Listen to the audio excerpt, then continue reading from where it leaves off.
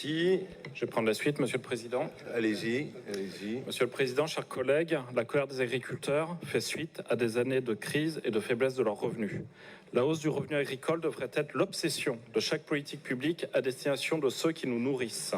Parce que les agriculteurs ont façonné nos territoires, forgé notre identité et assurent notre indépendance alimentaire stratégique vis-à-vis des autres puissances de ce monde, ils devraient pouvoir vivre dignement de leur travail. La hausse de leurs revenus devrait être notre axe sur le travail principal. Or, la triste réalité est qu'une large partie d'entre eux travaillent 70 heures par semaine pour moins d'un SMIC par mois. Nos agriculteurs crèvent et vous regardez ailleurs. À titre d'exemple, dans ce rapport, la racine du mot écologie revient 3 fois plus souvent que le mot revenu. Les agriculteurs nous parlent revenu et vous leur répondez écologie. Vous ne pouvez pas être plus déconnecté de leurs préoccupations quotidiennes.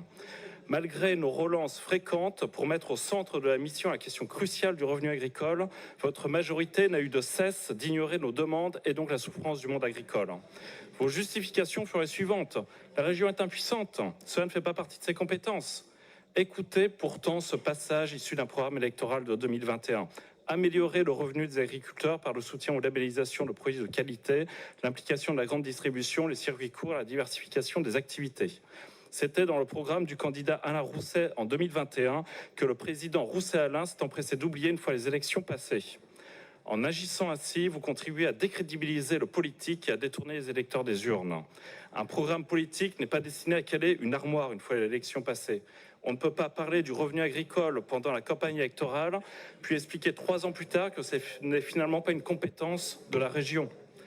En éludant ce sujet central, vous avez sûrement voulu éviter que l'on évalue votre bilan en ce domaine. Plutôt que d'avoir une politique de soutien en faveur du revenu agricole, vous avez contribué à la déprise agricole en rendant le métier plus difficile, en ajoutant des normes régionales aux normes françaises et européennes. Vous avez détourné l'attention en focalisant ce rapport agricole sur l'écologie, alors que la France représente moins de 1% des émissions de gaz à effet de serre du monde et que c'est l'un des pays les plus vertueux sur le plan environnemental. Vous pensez que votre politique à l'échelle de la Nouvelle-Aquitaine peut compenser les émissions polluantes des États-Unis ou de la Chine. C'est absurde. Vous poursuivez l'esbrouf avec l'indicateur du budget régional agricole par habitant pour camoufler la faiblesse de votre budget agricole.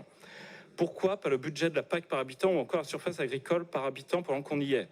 Vous choisissez des indicateurs non pas en fonction de la réalité qu'ils peuvent représenter, mais parce qu'ils vous arrangent, et tant pis s'ils sont complètement hors sol. Un peu comme votre politique d'ailleurs.